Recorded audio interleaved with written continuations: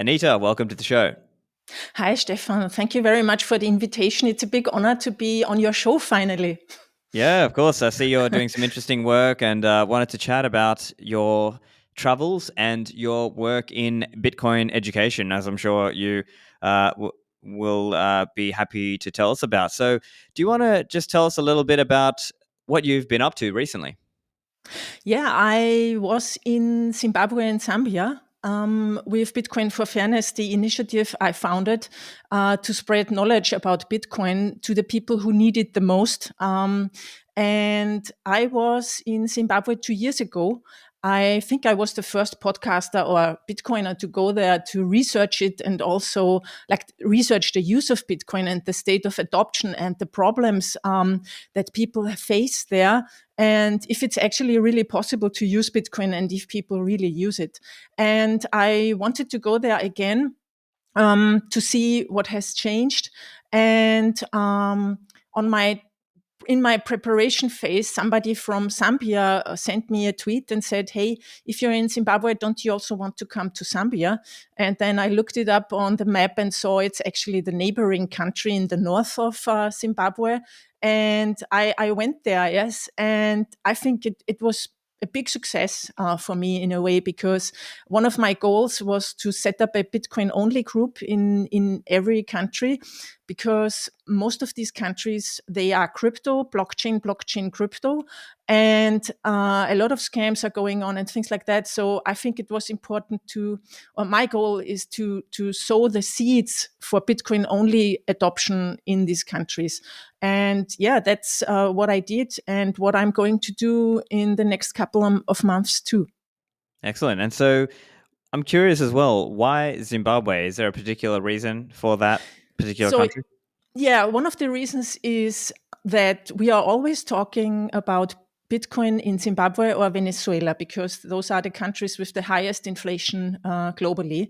And that Bitcoin would be a great fit for people there to be able to save money, to not lose that much value like they do with their local currency. Also, you have currency controls in both of these countries. And I thought, if Bitcoin can make it there, it can make it anywhere, like that in a way. Because if the technology is usable in these hard circumstances, let's say it that way, because there are a lot of technical problems still. The internet is slow. It's very, very, very expensive. There have been internet shutdowns by the government and things like that. And I thought, if it's usable there, we can use it everywhere, and it's the base case for using it globally. And other than that, excuse me, I have to add, I have a friend living in Zimbabwe, and she helped me very much to set everything up, because as a regular, like a tourist, you don't really go to Zimbabwe because it's really difficult to travel, to come around. It's very expensive, even for us, to rent a car. The streets are full of potholes. It's very dangerous. There are not even street signs, and there are no trains or public buses like you're used to in Western countries. And so that was also a reason why I went or was able to go to Zimbabwe. Right. So if I had to summarize, it's that you're saying you see a very strong need for, obviously, Bitcoin, this inflation resistant, open source, free money.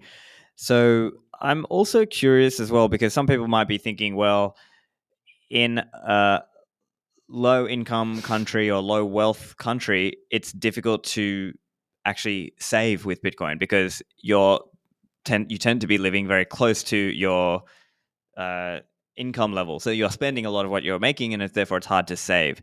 What are your views on that? And are there still avenues for adoption in Bitcoin use there?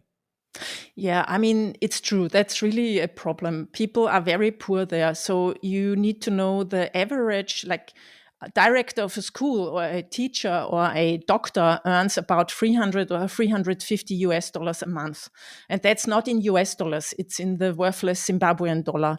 And if you rent a small house, it costs you 400 USD. So I really don't know how people make their living there. They are working very, very hard. And in the informal sector, because most people don't have a regular job like we know it. They live hand to mouth. They do subsistency farming. I think that's the right word, and live of that. So they live of maybe 50 US dollars a month. And therefore, of course, they need to spend all the money they have just for their basic living needs. And also, they know how much their own currency is losing value. So because of the inflation, you buy stuff. As soon as you have the money, you buy it. Like a story, for instance, Miss Aura, the headmistress of the school I visited, because we did Bitcoin donation campaigns in the last year so that she can open the school again. She said to me, this is the place for 10 computers. We have 120 students and we want to have 10 computers. So as far now, we have one. And I then said, okay, how much is a computer here? And she said, yeah, 250 US dollars or something. And then I said, okay, I'm like, Bitcoin for Fairness is donating now 250 US dollars in Bitcoin to you. And like 2 days later, she said to me, here is a picture of the computer I bought. It's a used computer for 250 US dollars. And I said, what? That was fast. And she said, yeah, if you get these things, if you even make it to be able to buy it, then you buy it immediately. So she went to a friend who exchanged Bitcoin to US dollars or to local currency for her. I don't know. And then she bought it immediately. So yes, saving is really a problem there, and it's also not in the minds of people. I also know a guy who is earning Bitcoin for 5-6 years now with his online marketing work. But he's always exchanging it. So he's always trading it. And I said to him, I mean, how the price, the value of Bitcoin has been increasing in the last years. Why do you still do that? Yeah, he says, it's just like, it has to go. I have to do this. So there's a lot of also in general, financial literacy is not very high. So, and they also don't have the possibility to save at the moment. So I think Lightning is very important. So because if you only earn 300 USD a month, you maybe are able to save 2 US dollars, And so Lightning adoption is very important, I think, there also. I see. And so, as you were mentioning earlier, in other countries or in other places around the world, people are not very clear, and I think most people are not very clear on the thesis behind Bitcoin, as say you and I and the other Bitcoin people are.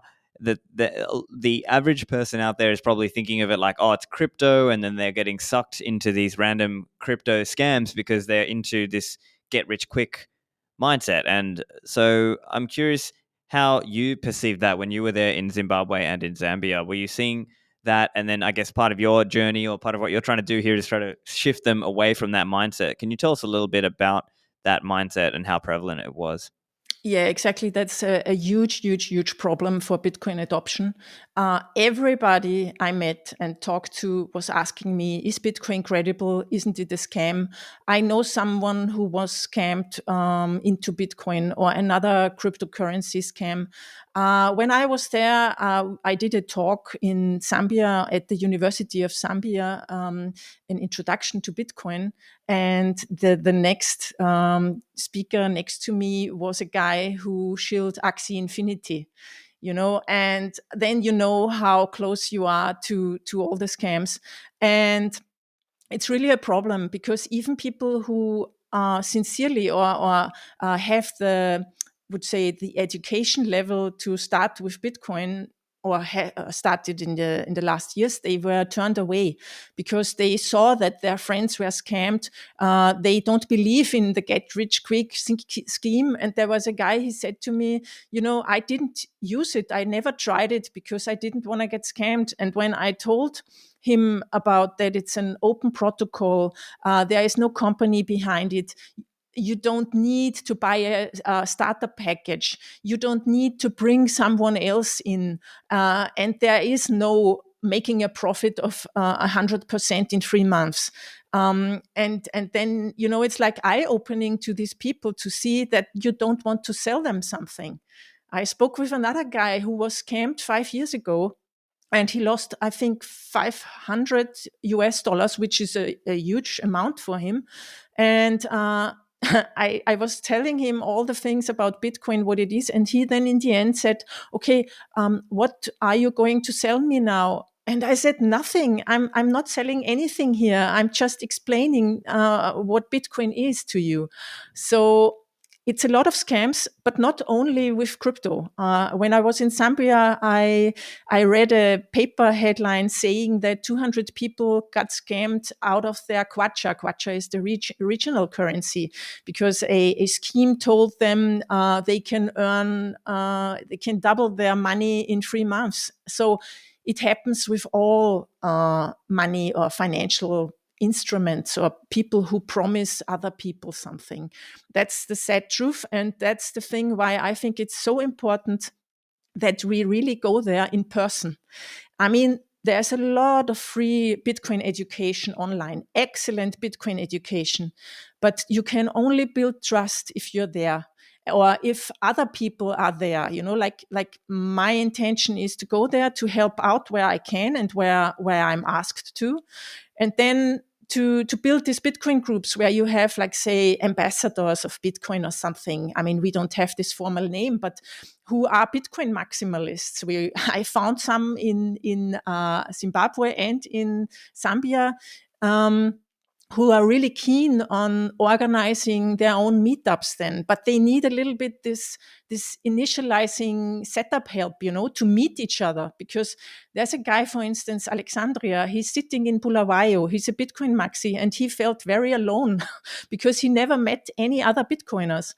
And when I did the talk in the capital in Harare, he drove 6 hours by bus to Harare to attend. And I think it's fantastic to see that the people are there. They only might need some help at the beginning, because it's also hard to access hardware wallets or a Raspberry Pi to set up a full node and things like that.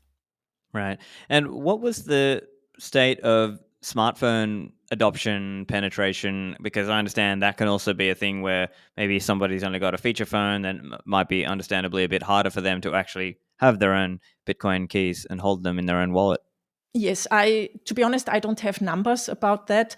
But what I see is that a lot of people have smartphones, mostly Android, because it's cheaper. And many people also have those old Nokia phones. And there is a very, very high adoption of mobile money in Zimbabwe, as well as in Zambia. Like M-Pesa in Kenya, there are services like that in Zimbabwe and Zambia too. And so people are very used to use money via text messages on their phones.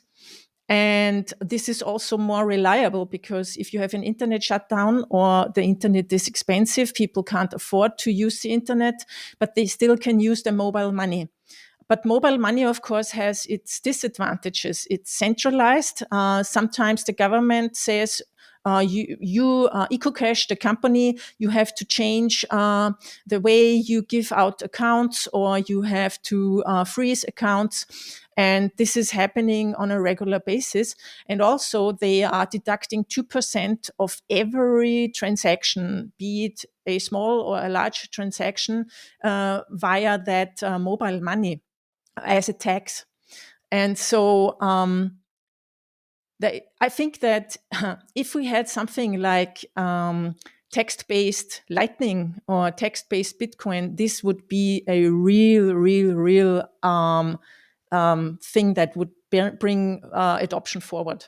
I think that's really the thing that's needed. And I know there's Telegram with the Telegram Lightning bot and things like that, but people don't use Telegram. They all use WhatsApp and Facebook. And people have so-called internet bundles. So you can only access the internet via WhatsApp or Facebook, for instance. So I'm not really sure if they even can download wallets via Play Store then. So that's really a hurdle for adoption, I believe. So text-based Bitcoin would be great. Right. And so, I mean, it might, yeah, that's going to make it a lot harder, I guess, because Yeah. if you need a wallet, I mean, you're probably operating in a custodial wallet context at that point, and it's depending on not having internet would just make it extremely difficult, right? I mean, yes, you can in more well-planned scenarios, but generally speaking, you will need it. So Yeah. that was a bit difficult. So out of the people you spoke to, how many of them would have had smartphone internet credit to be able to just download a wallet? And what kind of Okay. wallets were you working or teaching? Yeah. Okay. So the people who came to my events, they all have a smartphone. Most of them also have a laptop, old laptops, old smartphones, but they can use it. So I would say that in the general population, also a lot of people, I mean, I was out of town, on the countryside, and people have their smartphones because it's also a status symbol there to have one. And many people, you're right, are using exchange wallets. Like the blockchain wallet, for instance, is still a thing there. And I tell everyone, please change to another wallet. Yeah. So my way to explain or to recommend wallets is that I wanted to recommend a wallet that can do Lightning and Bitcoin. There you have the Blue Wallet and the Moon Wallet. And actually, I prefer the Moon Wallet for these kind of people because they are complete newbies. How do you explain the difference between Bitcoin and Lightning now? Yeah. So for them, it would be great. And also with the Blue Wallet, it's better from that point that I'm always telling people, write down your seed. And the Moon Wallet doesn't give you the standard seed. So I rather recommend the Blue Wallet, but then you have Bitcoin and a Lightning wallet in the Blue Wallet. And how do you get Lightning easily into Bitcoin now? Yeah. So it's one of those two wallets in most cases. The Moon Wallet additionally has the problem that the first step you need to verify basically the connection to get your password back via email. And many people don't have email in these countries, so they couldn't use the Moon Wallet. And what else is there to say? Yeah, but the Blue Wallet then is in Lightning. It's custodial. It's also something you don't really want for that. People in this averse, or let's say, censorship in these countries where censorship is happening very often. Let's say it that way. And so, yeah, and if people are only into using Bitcoin on chain, then it would be the green wallet that I'm recommending. And sometimes, people still want to have altcoins. A lot of people want to use altcoins. Then I'm recommending the Edge wallet in that case. So that's basically, these are my recommendations, and always trying to tell them self-custody your coins. Otherwise, your government might come and take it. And that's a thing that Zimbabweans understand very well immediately, basically, because their government has taken their money a lot of times. And on the topic of government and censorship resistance and the legal environment, what is the prevailing attitude that you saw, at least from the government, as opposed in terms of Bitcoin? What was their Bitcoin policy, if they had one? Okay, so there is basically not really a Bitcoin policy. There's no regulation or something, which I think is a good thing, actually. But people think it's a bad thing. So in 2017, for instance, 2016, 2017, there was a Bitcoin exchange in Zimbabwe. They even had a Bitcoin ATM in the center of Harare where you could sell and buy Bitcoin for US dollars. But in 2017, 18, the government cracked down, and I think all of the founders of the exchange went abroad. And there is no exchange in Zimbabwe. And the idea of the government, or what they say, is we embrace blockchain. Blockchain is good, but Bitcoin and cryptocurrencies, we want to keep that offshore. That's really something I think the finance minister said last year. We don't want Bitcoin here. And of course, they don't want Bitcoin here because it gives people control over their money. And control of finances, of money in Zimbabwe is very much in the hands of the government. Just as an example, if you're a business doing import-exports and you need US dollars to do that, you have to apply at the central bank. And there's an auction every week where then the rate between Bitcoin and, US dollars and Zimbabwean dollars is fixed. And then those companies who said, like, I need maybe 100,000 US dollars to buy goods from abroad, the central bank then grants you these, but you don't get it. So basically, the central bank is then paying your bill in the other country. So the central bank controls all relationships that companies from Zimbabwe have. So that's their stance in a way. Yeah. Yeah, so that makes it quite difficult then for import and export businesses, which in turn makes it difficult for people inside the country to run their own business, or if you want particular products and services from outside the country. And of course, there's an obvious Bitcoin use case here, but the challenge then is how do you get Bitcoin? And I think it also comes down to being able to earn Bitcoin as well. So if you're a high-tech, high-skill worker in Zimbabwe or Zambia, you can probably figure it out and get paid from outside. But I think the question then is how accessible is that, and how could it be improved in terms of accessibility there?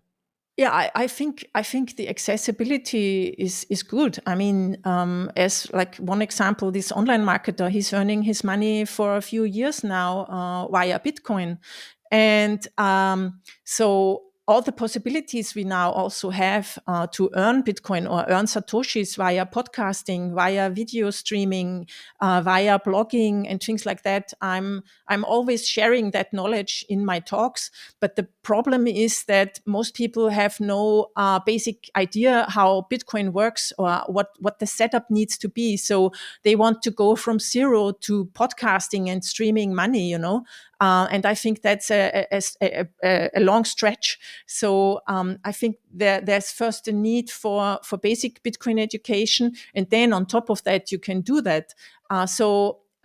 If it's going to be easier and easier to adopt these technologies like earning Bitcoin from abroad, then more and more people will use it because the average African person is 20 years of age.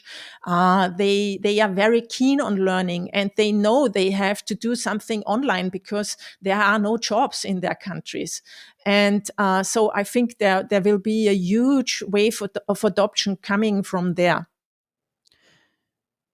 So in terms of opportunities to find Bitcoin work online, do you see any opportunities there? I mean, I know there's platforms, things like Fiverr and Upwork and things like that. And even in the Bitcoin world, I know there's one called Stackworks as an example, and there might be some more coming. Do you see any projects like that would really have a high leverage or high impact in countries like Zimbabwe and Zambia? Yeah, for instance, podcasting 2.0 is definitely a thing that's interesting, or selling digital goods via a BTC Pay server, for instance. So, but I think the first step is to get full nodes into the country. So that's actually our next goal, is to do a donation campaign that people in Zimbabwe and South Africa or Zambia are able to set up full nodes, and so that we also share the knowledge with the people who are developers or so interested in Bitcoin that they want to learn everything, that we share our knowledge, go there and show them how to set up a node and to run it together with BTC Pay server so that they are their own bank. And those people can then spread the knowledge and adoption to their peers. And that's basically, I think, the point where a little bit of help from us is needed, because for instance, you can't get hardware wallets in Zimbabwe and Zambia. Nobody I met, except for people who are traveling a lot and have the money, had a hardware wallet. So we have a cooperation with Trezor and brought some Model 1s to these countries, to the people. I'm going to South Africa in May, and I'm going to visit Bitcoin Ekasi, which is a community project you may have heard of. They are like Bitcoin Beach. Bitcoin Beach is their Like their model, goal. yeah. Model, yes. And so they already have 6, or I don't know how many vendors. So they want to set up a circular economy, and they also don't have hardware wallets. And the organizer said to me, it would be fantastic to get a full node and to have our own hardware wallets to secure the money. Because like the Bitcoin Beach wallet, for instance, is a great tool, but you need developers who know what they're doing with it. So people like me who are a little bit technical, but not enough, I couldn't run the Bitcoin Beach wallet for a community like with, I don't know, 500 people, And that's the same in Bitcoin Ekasi, for instance. Many of those community builders, they also just learned about Bitcoin. They're also in the middle of learning how to use wallets, how to exchange Bitcoin to South African rand, because everybody needs, to be honest, if you need to buy something, people want the local currency or US dollars still, yeah. And so I think adoption is very, very early, and so the knowledge that we have to share is a very basic one. And but then I think if this base, maybe base layer in a way of knowledge is built, I think then it can go very fast. Okay, so I think there's a few things there. With hardware, it may also be about using low cost devices. So, as an example, CoinKite, they are coming out with SatsCard and TapSigner, and these are more like kind of like NFC cards that you can use. And this might be like a very cheaper, low cost way of getting kind of hardware wallets. Obviously, not as secure as a full fledged hardware wallet, but still usable. And maybe that's an example there. But it is interesting, the attempt to model Bitcoin Beach and put that out into other countries. And of course, hey, I'd love to see it. I think with the Bitcoin Beach model, as I understand, there was a donor behind that who helped seed some funds into that initial community. So do you see that like that would also be required then in the case of Bitcoin Ekasi and other projects and people using that model? Yeah, I think definitely there needs to be a little bit of help. Like, I'm not sure if it needs to be a big donation or something like that, but at least setting them up with the technical infrastructure, sharing infographics, educational material, also for children, and in a way that people understand, because, education levels are not very high. So I'm working on getting infographics done of my book. So because the book itself is in a way too big for people to read all of that, So like to show them the basic security concepts, how to use Bitcoin safely and how to store it safely in easy to read image material, So I think for these things, there is definitely money needed. And I know that Bitcoiners are very generous in that sense. And that's also my goal, or my work, is to find donors for Bitcoin for Fairness, so that we can go there and share the resources with the people on the ground. In terms of on the ground, I'm also curious if you have any thoughts or insights to share from a peer-to-peer perspective. For example, if people want to trade Bitcoin for cash or use, say, Bitcoin to get vouchers, like a Bit Refill or a coin cards, what what kind of uh, options are there for those peer-to-peer users and peer-to-peer exchange? Yes, I think the great thing about the not like, Zimbabwe is also sanctioned. So most Zimbabweans, they can't go to an international exchange, because as soon as they enter their address where they live, they can't use it anymore. So there's the need to go peer to peer. In Zambia, there is now the first Bitcoin exchange. It's the yellow card. But other than that, you have a lot of peer-to-peer groups. But just most of them are crypto. And it's very easy actually to exchange Bitcoin to US dollars or local currency. I've done it in both countries. Of course, you need to know about these groups. And for instance, in Zambia, I exchanged Bitcoin to Kwacha, the regional currency, and in a WhatsApp group. And a guy was doing human escrow for me in a way. So he lended his trust to the guy who exchanged the money then. And it went very fast. And it's the same in Zimbabwe. There's really not a problem to exchange Bitcoin to other currencies, because people want Bitcoin. And so there is a lot of peer-to-peer exchange going on. And it's also a mirror of, like, say, society traditions. Like, you have a lot of community feeling there.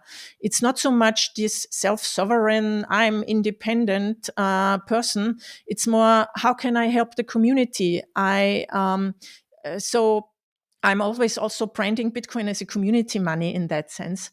And so I think one of my hashtags is keep the unbanked, because, yeah, as soon as you start with all those exchanges, people have their money in the exchange wallet and they are dependent again and things like that. So I really welcome the fact that there are no exchanges, or that it's hard to access, because, as I said, there are also other options. Like you said, the Sats card, or for instance, there's Azteco.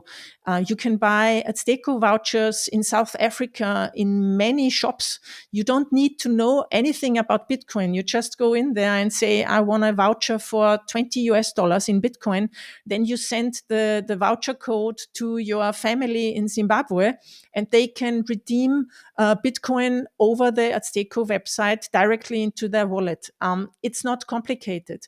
Or there are people who are playing games on Thunder Games or on CBD. They earn Satoshis with it. And with that Satoshis, they go to Bitrefill and top up their phones for it. So there are a lot of possibilities already. And I'm sure that these will grow in the future. And so, in terms of the peer-to-peer trade aspect, as you mentioned, it sounds like it's mainly done through WhatsApp groups, and there is a little bit of a kind of a web of trust, basically, of maybe certain individuals who, I guess, sponsor you from a trust point of view and say, "Oh, this person is legit. You can trade with Mm-hmm. them," and then people are able to trade in that way, right? The funny thing or weird thing is, then there are also peer-to-peer groups, like WhatsApp groups, where you then have to identify yourself. So that's how they keep scams out. Yeah. So you really have to go to this person and show your ID, and then you are added to the group, which is also, it's in one way, it's a good protection against scams. But on the other hand, you then have to KYC yourself, basically. But I think it also works, like, if, as you say, from person to person, like saying, that's my brother or my cousin, you can trust him. Right. And so that's one way to build the peer-to-peer aspect of this. And so I'm curious as well then, is there like a discussion that goes on around like a premium? Like, is it seen like, oh, this is a premium to do the exchange, or is it more like a maker-taker model, right? The person who is there being the market maker, they are the one who get a premium, and the taker who is taking the offer, they're the paying the premium. How does that work? Actually, I didn't have to pay a premium. We took, uh, we exchanged the Bitcoin on basis of the exchange rate in the blue wallet or in Yeah. the green wallet or something like that. So there was no price to pay then. So it was just like a peer-to-peer exchange without taking a fee. Right, yeah, because I guess at some level, if somebody's doing it, and I'm curious as well, are the people doing it professionally, or is it just like a side thing for them? You can't really say. In most, I know that there are a lot of people who doing it also on a professional basis. I mean, the ones I met, I know them, and they are doing it as a side gig. And also in Zimbabwe, you don't want to be known as such, because actually it's not allowed. What they are doing is basically, being money dealers. And that's not a thing that the government wants to see. So everything is very secretive. Yeah, you have to trust the other person to, on the one hand, to not get scammed, and on the other hand, that you don't all fall into the hands of the government. Because there's also one thing I need to mention. When I'm interviewing people there, I'm always asking, what can we talk about? What can we not talk about? And most times people tell me, please don't talk about the government. So there's no free speech in these countries. Yeah, that's I mean, it's a common thing that we're seeing around the world, and hopefully we'll see more and more people who just use Bitcoin in their own way without uh, having that interference. Let's say. Mm. Uh, so, what do you see as some of the main hurdles then to further adoption? Is it mainly the education part? Is it mainly the tools? What would you see? Um, it's the education part, I think. So the first thing is that we need to get rid of that notion that Bitcoin is a scam. So educate people about it, that it's an internet protocol, it's a technology like the internet. But on the other hand, in many African countries, people are very do you say wary against the internet? So it's a Western thing for them. They also didn't trust the internet. So why should they then now trust an internet technology that has to do with money, where many people in their surroundings have been scammed already? So so financial literacy is also very important. Like, not what is a scam? Yeah, so how can you detect what a scam is? Then other hurdles that we did not speak about. The internet cuts, I think I said that already. Yeah, I also heard people saying to me, Bitcoin feels like luxury, because you need a smartphone, or you need a laptop, you need a hardware wallet maybe. And then many people still also, it's very common to think that you can't afford a Bitcoin because it's 40,000 US dollars. So, just this basic fact that you can buy a fraction of a Bitcoin is also not very well known. And then there's also this thing that people want exchanges. Yeah, I think that's the only thing where they think they can get Bitcoin, and then they say, so there's no exchange in Zimbabwe, so I can't use it. So again, we're falling back to education. But as I said, I think it can go very fast then. So if the first people are using Bitcoin or have been using it, they will tell the others. And if you make positive experiences with it, you will tell everyone, because it's just a superior technology. It's a superior money for people there.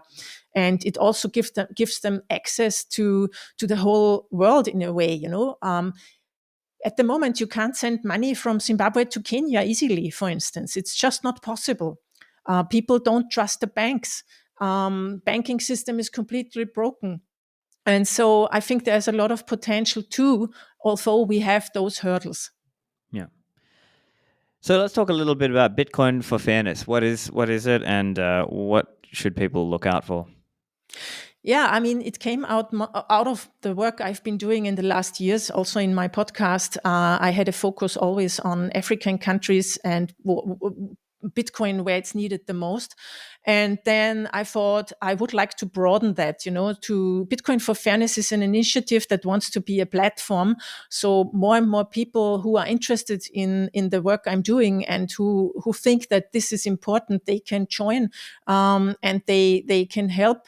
For instance, it's also the idea is to build a bridge between Western countries where we are more far, I would say, into adoption, and we have the tools that we connect with people in the continent and also in Latin America, who, as I said before, feel very alone most of the times, and to also give them access to the technology we have.